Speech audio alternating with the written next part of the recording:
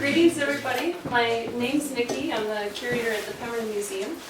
And this is our second Teen Tales of the season, so thank you for coming. The Teen Tales last week featured the autobiography of George Walker.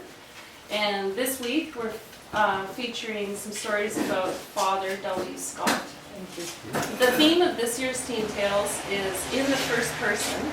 So we're digging through the archives and looking for stories that people have written about Pemberton people.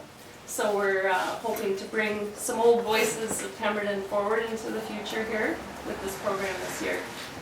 The Father Scott file, or files that we had, we actually don't have anything written by Father Scott himself, but we sure have a lot of information written about Father Scott by other people. In particular, in 1996, there was a retirement dinner in his honor, and there were many delegates who came to speak at his retirement dinner. So I have some of that information to share with you out of the archives. But on top of that, Chief Leonard Andrew knew Father Scott personally since he was a child, and he offered to come and share his memories about Father Scott. And he also had a visit with Father Scott back in Ontario after he'd returned there and was at the nursing home in Pakenham. And Leonard's brought some pictures of that very special visit to see Father Scott. So I'm going to start things off with some info from the archives, and then Chief Leonard Andrew will follow it up with some memories that he has. And if anyone here has memories of Father Scott that you'd like to share, we'd be happy to hear that. We do film these presentations for the record, just so you're aware, but we use that information in our archives then. So I wanted to give you some context about the story of Father Scott and who he was, for those of you who don't know him. And I wanted to give you some information on the history of the Oblate Order, as well as give you some background information on his upbringing in the Ottawa Valley. Full disclosure, I'm from the Ottawa Valley, and I grew up about an hour from where Father Scott would have grown up. And so I called an Ottawa Valley expert, my dad, and I asked him, so what is this with the Oblates? Why are there, because this isn't the first Oblate priest out of the Ottawa Valley. And I also wanted to ask my dad, how do you think growing up in the Ottawa Valley influenced Father Scott's character? Because he sounds like he was a pretty memorable guy. So my dad sent me a little write-up, and I'm going to share that with you, as well as some info I found in the history book. So the Oblates of Mary Immaculate were founded in 1816 when Father Eugene de Mazenod and 4 companions came together to preach missions in the rural countryside of southern France. Today there are about 3,800 Oblates in all, spread across the 5 continents, with more than 700 in Canada and the US. They are not an order of priests who specialize in a certain ministry, like the Jesuits. Like the Jesuits were teachers, and the Oblates don't specialize in preaching or teaching, but they pride themselves in answering the call to whatever the need may be. And often that need was a call from a bishop who had an urgent need to staff or begin a new parish in a remote or new community like Whistler, Pemberton, and places like Mount Currie, Williams Lake. In the history book, the history of the Oblate Order here says that in 1861, Oblate fathers Fouquet and Grandidier, at the invitation of the Skookumchuck chiefs, made a 3-month trip through Harrison Lake and the Lillooet River regions. In 1881, a church was built in Mount Currie. It was then destroyed by fire, and it was rebuilt by Father Charouse in 1896. Charouse also ministered along the lakes and up the valley. So he married and did some baptisms into the upper valley. The first resident priest was Father Patterson, who came in the late 40s. The church burnt down again and was replaced by the current church and the priest's residence that was built in 1953. Father Patterson was followed by Father Scott, and then by Father Coffin in 1956. In 1963, Father Scott returned to Mount Currie, and he stayed there until he retired in 1986. So for Father Scott, or for any of these oblate priests at the time, responding to such a challenge on one's own to go into these remote communities, or perhaps with another priest, required persons of formidable character who were willing to leave everything behind and commit themselves to serving the needs of the people. Oftentimes, priests like Father Scott were described as close. They were renowned for always being close to the people with whom they worked. They learned the languages, became one with the community, and took up the causes of the people, whether it was to build a church, a school, or a first aid station. Growing up on a farm near Arnprior in the Ottawa Valley would have prepared Father Scott for a life serving the people of St. Christopher's Parish.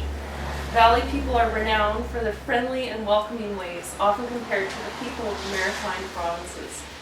On the farm in Arnprior, Father Scott would have learned the commitment to hard work, to family, and to the community. In the 1930s and 40s, many rural communities in eastern Ontario did not yet enjoy the modern conveniences of electricity and indoor plumbing. So as a young man coming to serve a remote mission community, Father Scott would have lower expectations about his own personal needs and comfort. The kind of agricultural community from which Father Scott came enabled the people to pitch in for both small and major projects. Parish work bees to clean the grounds or to build a new church or hall were common, with most of the labor volunteered by the locals. It is this kind of community attitude and a valley love for people that would have made Father Scott an excellent fit for St. Christopher's Parish. That's according to John Madigan, who's living out there in Barry's Bay, Ontario. But to give you the story in the people's own words, the year that he retired, there was a big retirement dinner put together for Father Scott. And I'm going to read an article about that comes from the BC Catholic magazine in August 1986. So Father Wilfred Scott, who spent more than 40 years serving in Kamloops and the Mount Currie area, is now retiring. Last week, friends and civil dignitaries saluted the 73-year-old priest as a pioneer who's given great service to the First Nation communities of the province. During the farewell dinner, which was hosted by Pemberton Mayor Shirley Henry, Bishop Lawrence Sabatini of Kamloops praised Father Scott's willingness to meet the needs of his people. "We're very sorry to see him go," said Deputy Chief Joe Joseph of Mount Currie, expressing a hope that Father would be happy in his new home. According to Mission Port Moody MP Jerry St. Germain, who also attended the dinner, Father Scott epitomizes the virtue of humility, a man totally committed to the children of God who needed him most. Prime Minister Brian Mulrooney even sent a letter commemorating the priest on his profound and lasting impression he made on the people. Archbishop James F. Carney, unable to present, expressed his good wishes and gratitude to Father Scott through Father Vincent Hawkswell, citing the many years of service Father Scott had given to the Archdiocese of Vancouver in his ministry to the Skookumchuck First Nations and people holidaying at Whistler. Father Scott told the gathering of about 200 people at Pemberton School that he fell in love with the West Coast the day he arrived. One of 7 children, he was raised on a farm outside Ottawa. He joined the Oblates and was ordained in 1940 in the chapel of the University of Ottawa. His first post was the Indian Mission in Kamloops, where he spent the next 14 years. At that time, many natives did not speak English, so Father Scott learned Shuswap, which he still speaks. From there, he was sent to Mount Currie, where he was put in charge of the missions, and his parish today stretches from Brandywine Falls to the south and to Darcy in the north, and it also includes Desolation Bay on Jervis Inlet, as well as Harrison Lake. When the young missionary first arrived at Mount Currie, there was no electricity and only a dirt road to Pemberton. One of his first jobs was to build a roof for the new church. 2 years later, he was sent up to the Kootenays to take charge of the missions there. However, after 7 years, he returned to Mount Currie, this time for good. Next month, he expects to retire to the St. Joseph's Oblate residence near Williams Lake. Father Scott will be replaced by Father Bob Haggerty.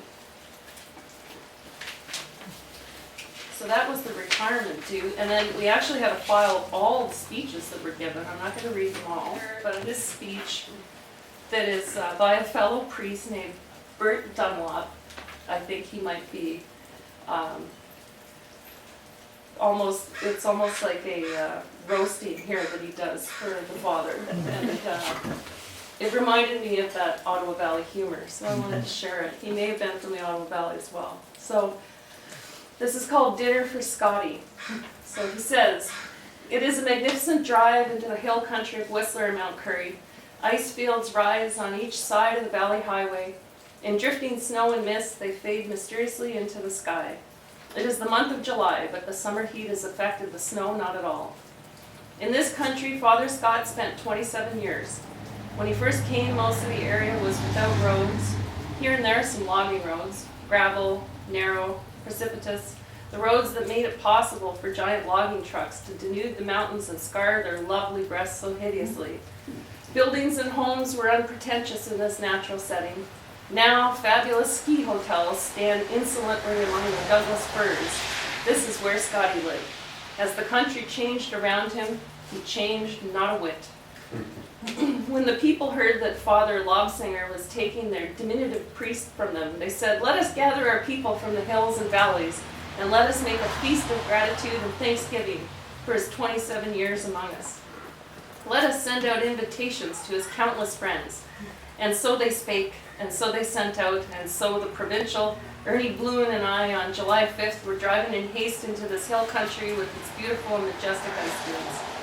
The moment we arrived at Mount Currie, it was about 4 in the afternoon. We could sense that this was not an ordinary occasion. Here was something to be acted out on a level solemn and pretentious, for it was not even the 8th watch of the day, and Scotty was already decked out in his black suit, a suit he had acquired from the St. Vincent de Paul Society 3 years previously.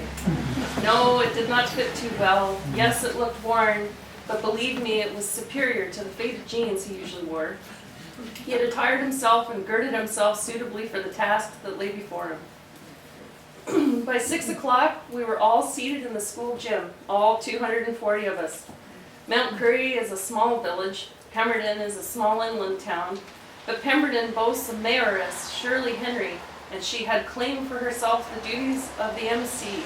Was this not a nice touch on her part? To dignify Scotty's farewell with the mayoralty office was a lovely gesture indeed. But in addition, Mr. Jerry St. Germain, the Member of Parliament for Mission Port Moody, was there and brought with him a letter from Prime Minister Brian Mulroney extolling Scott for his 27 years of service. And if one letter did not suffice, he read another from Mr. Lorne Greenway, the local MP for the Chilcotin Caribou constituency. Then we heard from Bishop Lawrence Sabatini, the Bishop of Kamloops, with further messages from Archbishop James Carney of Vancouver, and a courier message from Archbishop Adam Exner of Winnipeg. Wilfred's nephew, Father Frank Scott, came from Ottawa, and he too paid Scotty a tribute. 2 chiefs, Chief Martin Thafarge of Anderson Lake Band and Deputy Chief Joe Joseph of Mount Currie, expressed their people's homage, and others too.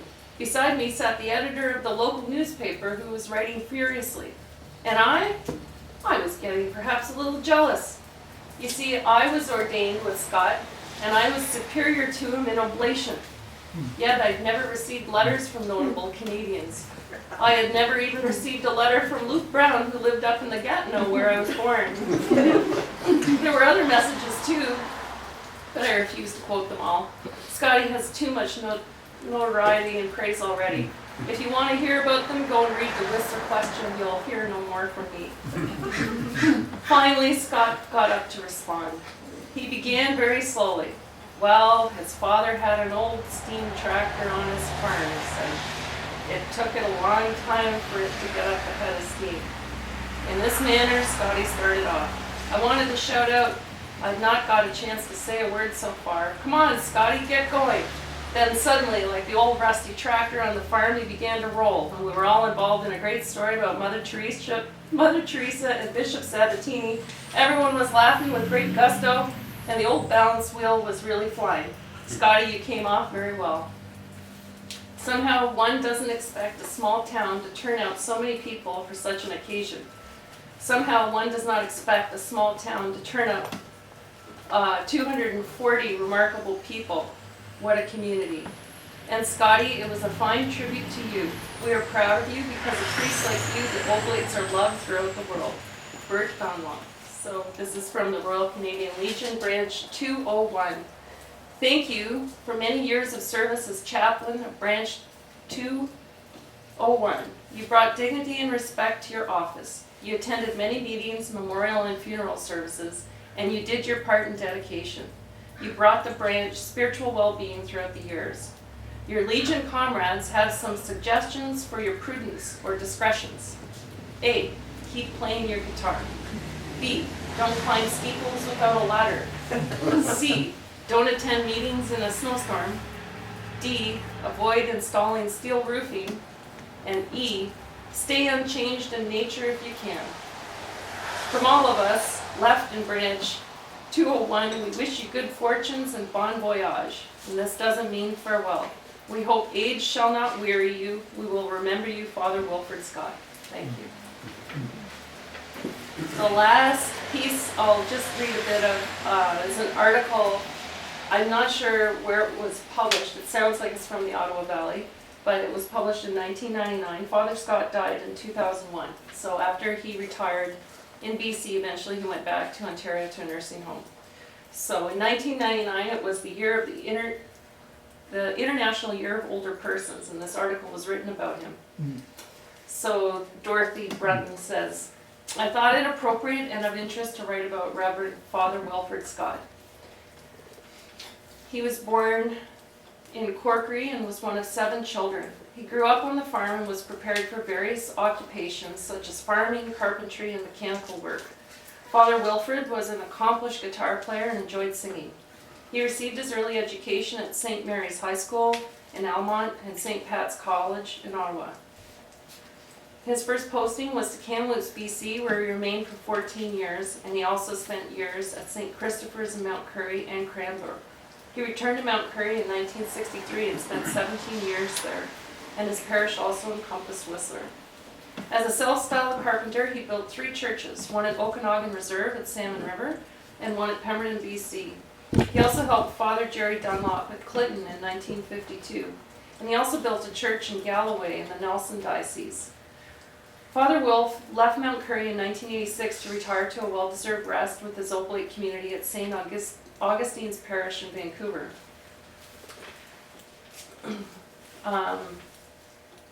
In the summer of 1996, Father Wilf returned home for his annual visit with his family. He suffered a stroke and was cared for at the Almont General Hospital until his recovery. He then retired to County View Retirement Home in Pakenham, where he resides today. He remains a very active resident, joining in all the activities such as shopping, shuffleboard, car tours, and visiting, and he continues to say daily mass in the chapel at Country View. Other than a hearing impediment, he is in great health and enjoys reading, music, and visiting. I was with him this past summer when Country View held its annual Antique Car Day.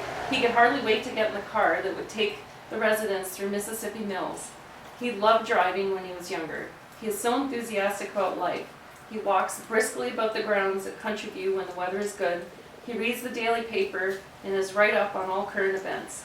So in this International Year of Older Persons, I salute you, dear Father Wilfred. You deserve it. What a remarkable life. On a personal note, Father Wilfred only had 1 month's holidays every 3 years when he first went on his missions in BC. What a wonderful memory of those years with parties at Grandpa and Grandma's when he came home.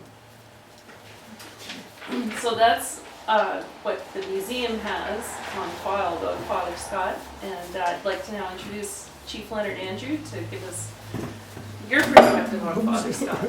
Yes. First of all, before I start on Father Scott, a little bio, I guess, because we've very much like with Father Scott. We have a lot here also to share with the people of the valley. And just for an example, most of these cabins, my dad's was a trapper in his young days. He was trapping out there. He also got his canoe here. And I mention all that because those are also the days of Father Scott. You know, and I knew him as a young boy. I guess probably when he first came around there, you know, after Father Parrish was leaving. And knowing him until the day he left us, meaning he left this earth, really, is what the story is all about.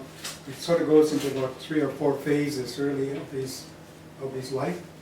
And in Mount Currie, of course, once he settled in, he became a real part of the community. You can imagine then and now, there was probably only about 300 people on the reserve there, versus today there's about 2,000 of us.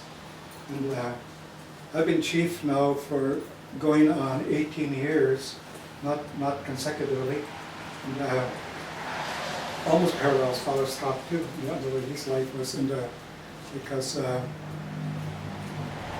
way back when I was a child,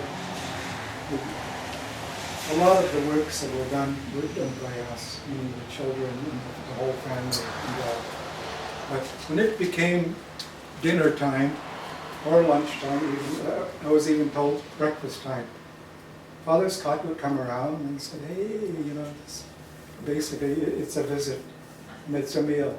And it was accepted, it was totally accepted, because of the fact that our table was just about the size of the back table back there. We had a big family. There was 11 children plus my parents and sometimes my grandparents. Anyways, when Father Scott came, my mom and dad would say, move over, Father Scott's here. And he'd come in and have a meal with us, whatever it was. You know, we just basically accepted it and so forth. And as said, he was quite a musician, he was quite an entertainer too, right? And so after dinner and etc., after we did our little chores, washing dishes or whatever, and he'd get his guitar out or story tell, you know, about partly probably on what Mickey had read to you. But that went on, and of course, even right to my high school here, because I grew up here too, and went to high school right here in Pemberton, and graduated out of here, went to university, then went to work elsewhere as a recreation director, really, and came back, got put into politics up until now, really, and a chief again type of thing. But Father Scott, of course, out of the blue, it seems like he came back. And wow, just like he didn't miss a day. You know, this is the way he was. He just fit himself right into the community.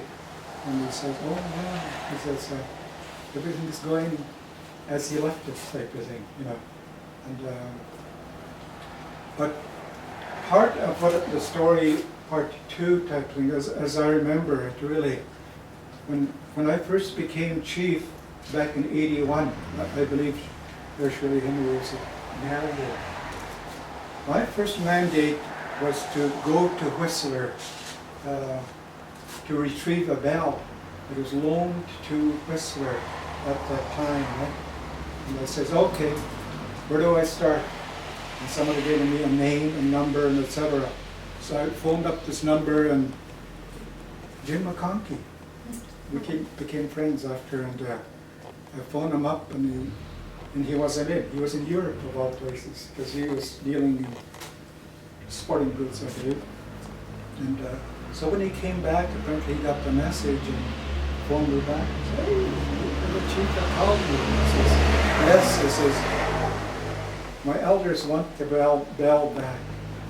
Way back in the 50s, just by, it's ironic in a way, because my dad was chief at that time. When the church and the old village burnt down the hall and the church, burnt right to the ground. And so the church bell was in a steeple. It was, we have photos of it on the side. It was a real high, not like the one that's in Mount Currie today, meaning the steeple there. It fell, it broke, cracked really. I guess it sat there for a number of years, and Chief Ritchie was our chief at that time, and Jim came along for Whistler, I believe, and asked to borrow the bell. And so Chief Ritchie says, well, we'll lend it to you, we're not giving it to you. So we brought it to Whistler and erected it right up. It was for the skiers, I guess, who were time to go out and ski. They rang the bell, and when it's time for them to come down, 3 o'clock or whatever it was, they rang the bell too. Eh? So anyways, fast forward to the time I went there to meet with him, and we were having lunch, and he was saying, well, what are you going to do with the bell? And I says, hey, we need that bell back, really. I said, it's our custom, really, to ring the bell when somebody passes on, or there's church, and etc. And the main part here, I says, it's when somebody passes away, we'll ring the bell. It's not like today, multimedia, right? You know, but, so we talked on, and he said, oh yeah, he says that he remembered almost right to the day when Chief Ritchie indicated he can borrow the bell. And so he says, well, want me to send a truck over to pick it up? Oh, no. He says, I'll do all that. He says, I'll get a truck to go bring it there. So they brought it over to Mount Currie, and I think prior to that I indicated to the elders there, I says, hey, we're getting our bell back. You guys got your wish, blah, blah. And he says, okay, we'll erect almost a semi-steeple. If you go there today, it's still the same. And the ringing of the bell is still the same. And hopefully it'll never change. I said, because in essence, really, Father Scott was just in the midst of being almost retiring, I guess, because the picture is there. You can pass it around, by the way. Father Bob was there, eh? Father Bob was already coming to Mount Currie and so forth. But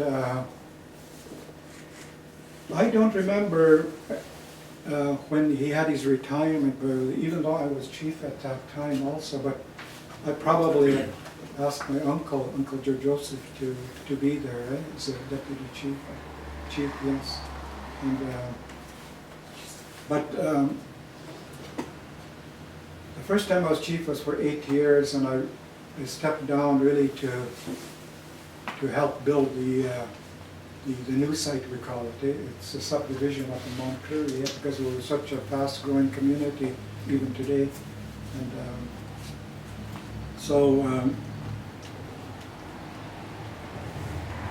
when I was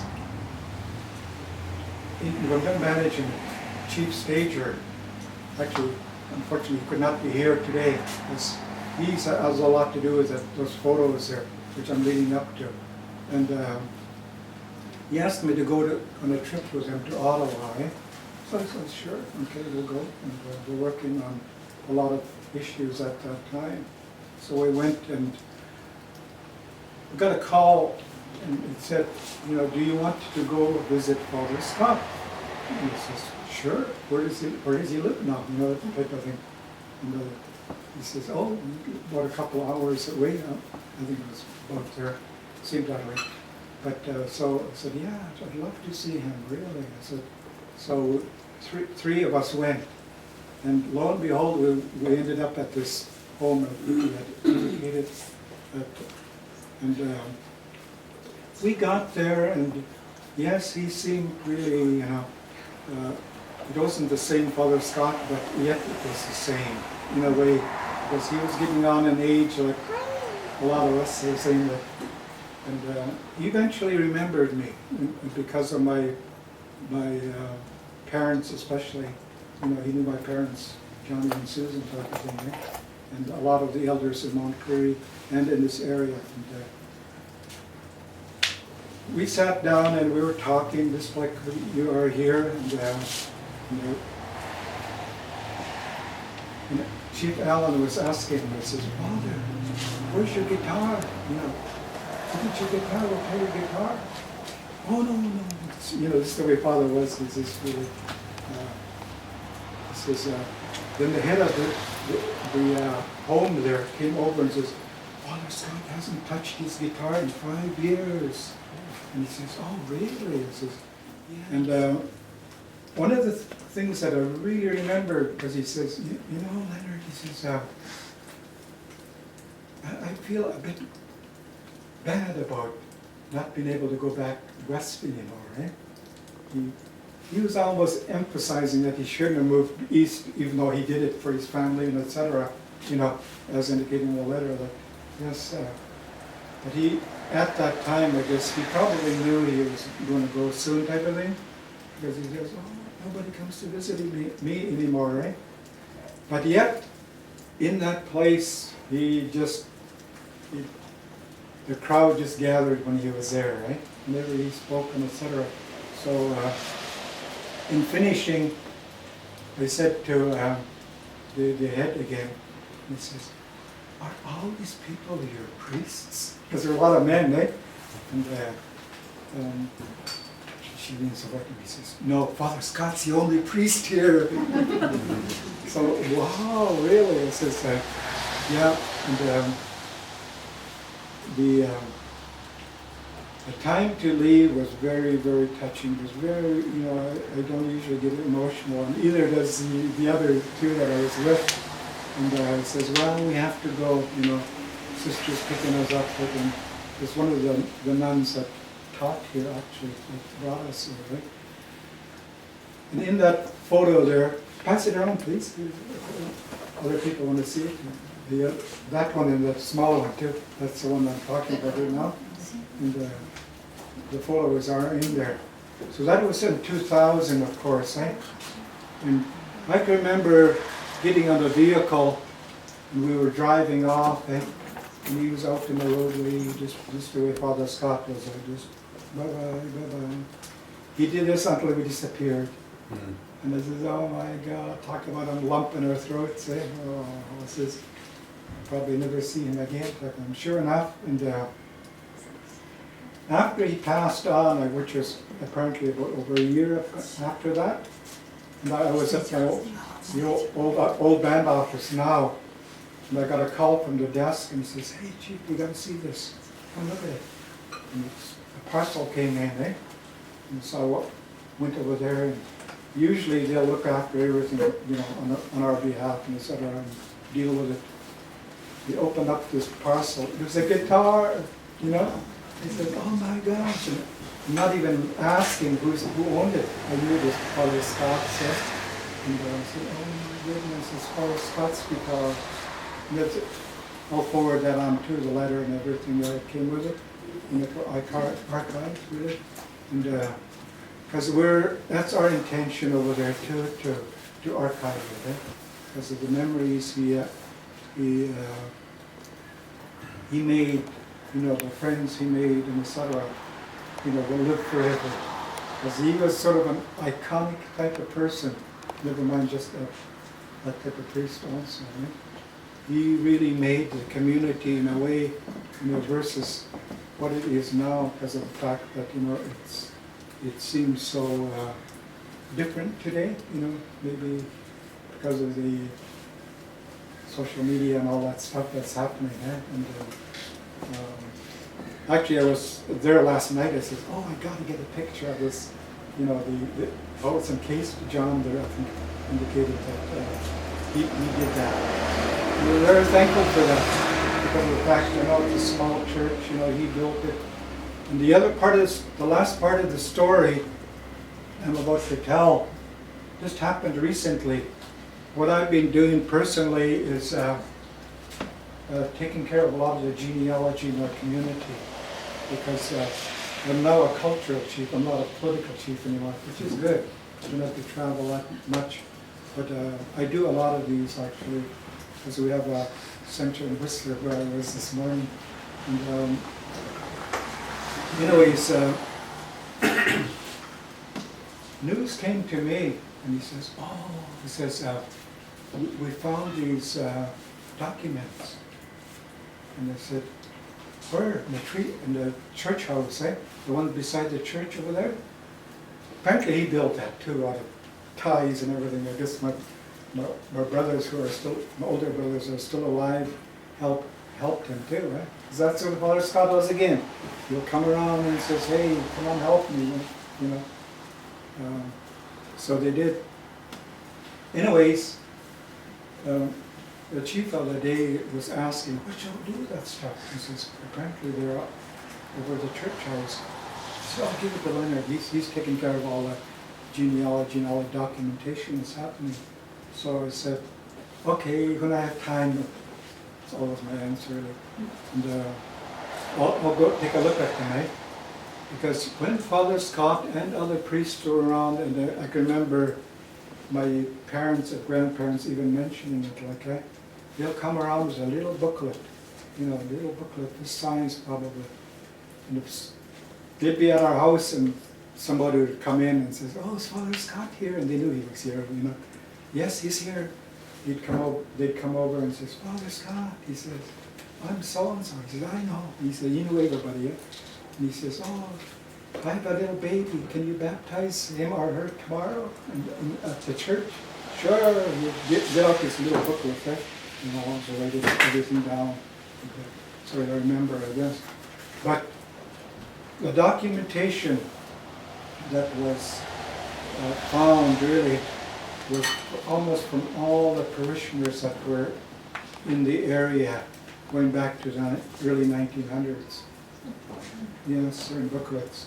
And it really, really helped with the genealogy I'm doing, eh? You know, because the man that they were behind walls, okay? You can imagine that, they were behind walls, and we put a wall over where they were, and we didn't know what to do with them. So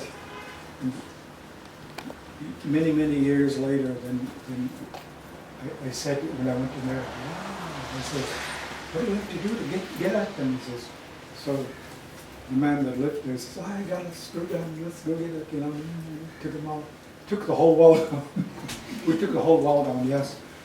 And there it was. Wow, boxes and boxes of material, right? And I took a look at one box and said, my gosh, I said, this is probably what we were hoping to find here. And that's just a starter, really, because a lot of the material are actually film also. Remember, we used to have these films that we took almost at every occasion. And I said, hopefully it's, you know, the archives, you know, it's not only Mount Currie, it's the whole down. And all the communities throughout too, right? Yeah. Because he was a parishioner for many, many areas. So we'll probably and hopefully have that done professionally, yes. But a lot of the booklets, some of them are in French, some of them are in our language, and some of them are unreadable to me, written to us, so we'll probably get them professionally done too, right? And a large part of it is so important, you know, because it indicates, these seem to be the starters of a lot of the statistics that are being used today, you know, right from births, baptism, communion, you can go on, marriages, deaths, and etc. And that's what's in there. Like a fool, I went through them all in one night. My wife was almost divorcing me by the time I stopped, because of the fact they were just old, eh? It got me sick. I was sick for I don't know how many days. Eh? So I was going to even try to look at the film, but it says luckily I didn't know how to use the film, because everything was there, you know, big real sad signs. Eh? And some of them I had them on there, you know, Christmas 1956 or whatever, and a lot part of them are just, so we'll have them done, and hopefully someday we'll share it with the communities. That he, probably almost all of them are in there, that he was a parish priest of, eh? And a friend to all. I'll leave you with that, and those pictures and etc. Nikki's going to take them and make copies of them and whatever, right? With the Ascension, etc. Thank you.